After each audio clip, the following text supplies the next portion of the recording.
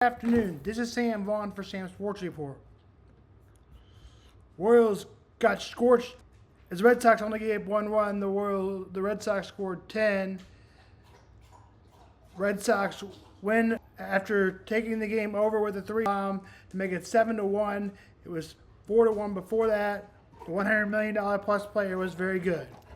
Bo, you just didn't want to play with that. What are you doing?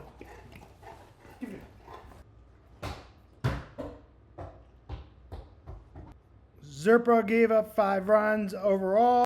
Royals lose 10-1. Garrett Cole was very good at the $100 million plus player. Today the Royals will have Seth Lugo on the mound. Lucas Giolito will go for the Red Sox. Mike Mulaski will go for the Cardinals, and Mackenzie Gore will go for the Nationals. Cubs and Mets score. We'll also give you all scores of those games. Mets lead the Cubs 6-2. Red Sox and Royals 0-0 top third. Cardinals and Nationals 2-1 Cardinals. NBA, Oklahoma Thunder play 1 seed down 2-1 in the series against Denver. At Oklahoma City tonight, as Oklahoma needs to tie it at 2. Players to watch out for: Sages Alexander, who averages close to 33, and Nikola Djokovic. Tip is at 2:30. Cleveland Cavaliers will play the Pacers. Siakam. Tip is at 7. Pacers up 2-1 again. Celtics grab Game 3, 115-93. It is 2-1 Knicks. Timberwolves beat the Warriors 102-97.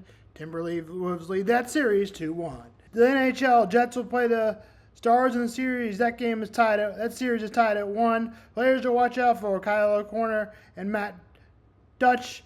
Face-off is at 3 local time. And the Toronto Maple Leafs and the Panthers, that face-off is set for 6:30. Players to watch out for: Mitch Miner and Sam Reinhart. Again, 6:30. Now on to the stadiums. The decision time for the Royals is if Cosman Stadium will not be the place. They're going to have to decide toward North Kansas City. If that goes through the bonds, that would be where the Chiefs might move.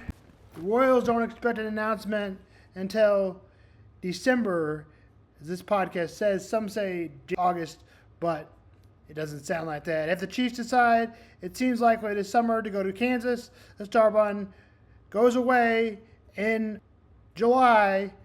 They can go back and do it, but I don't know if that's likely. According to the beat, it's not. The Royals likely vote on Missouri in December, as I said.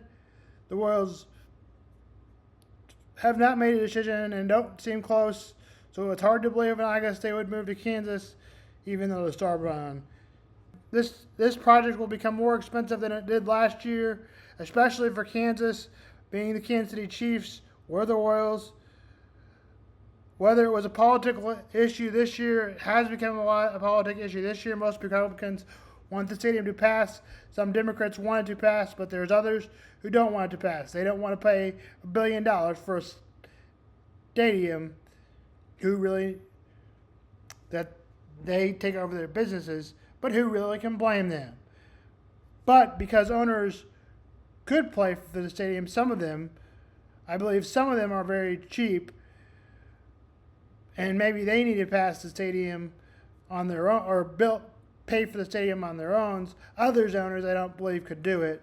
I don't want to name anyone because I want to be good relationships with the Royals and Chiefs. In case I ever have anyone on the show or broadcaster that supports Chiefs or whatever. If you lost one team, it would do the city harm, much like it did the city harm in St. Louis losing the Rams, I think. I think the Rams has hurt the St. Louis no matter what way you look at the economy of St. Louis. They can say no or not, no it's not, but that seems wrong to me. Here's that and more for Stadium Talk on the Royals and Chiefs a little bit. That's Sam on Sports. Also, look at my Mother's Day video. That's up here too.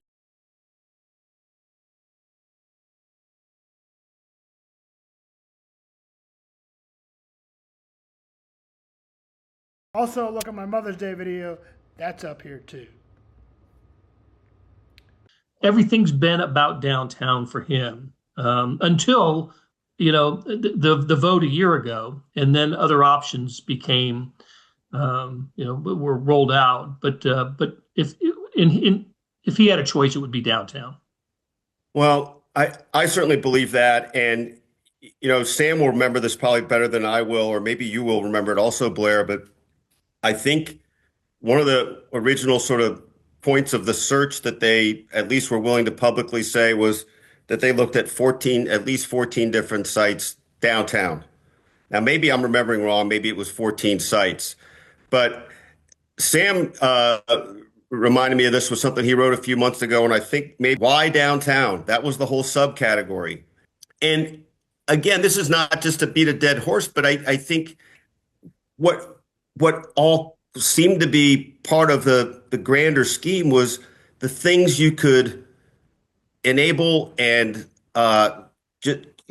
enlist to the cause that you could really only do downtown with things that can spread out within the heart of the metro area, that would be the prime driver.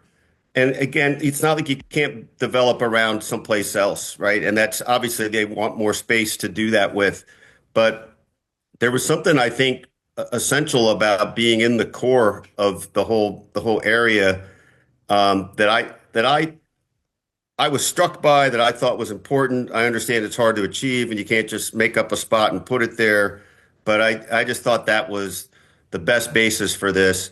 And, look, we've all been to different cities where some cities have it this way, others don't. But certainly, Baltimore, San Francisco, Pittsburgh, St. Louis, Denver have all benefited from this scenario. And you guys know better than I do because Blair, you've lived here for so long, and Sam, you grew up here, how the development downtown with Power and Light and T-Mobile changed Kansas City forever.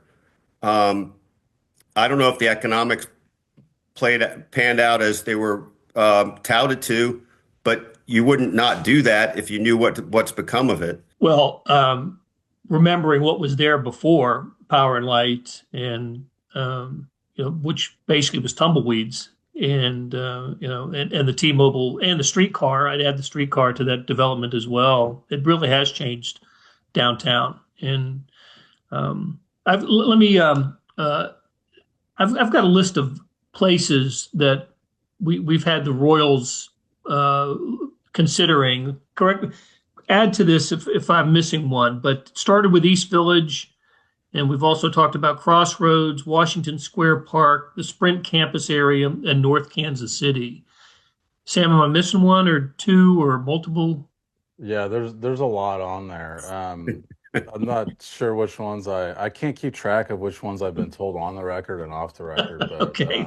yeah, there's there's What? there's there's at least maybe half a dozen other, I mean, ones that I think they have really focused their attention. I mean, three different downtown sites with Washington Square Park, Crossroads, and East Village, and then North Kansas City and Sprint Campus. They've definitely looked. I will say this: they've definitely looked at other sites in Kansas, and There was one other thing that I remembered just because I would just happen to be looking this up. One of our first reports on the possible sites got into two in particular, one of which was an area I've never really figured out what got it excluded. It was just west of 18th and Vine, that area over there. That had been one of our initial reports.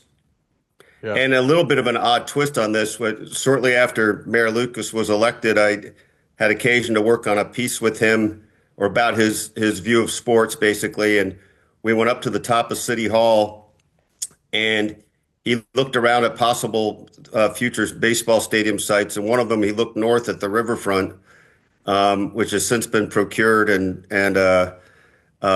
quite activated by both the Kansas City Current and Port KC with its billion-dollar development it's got going on. Just kind of interesting how that's happened in the middle of this.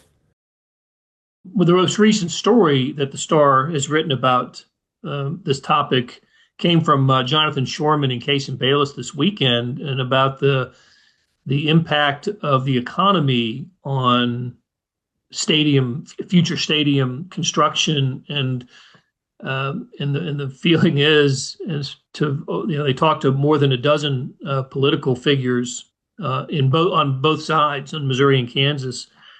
Not a great time to perhaps be investing in stadiums with the tariffs and just the uncertain financial future, the possibility of a recession, et cetera.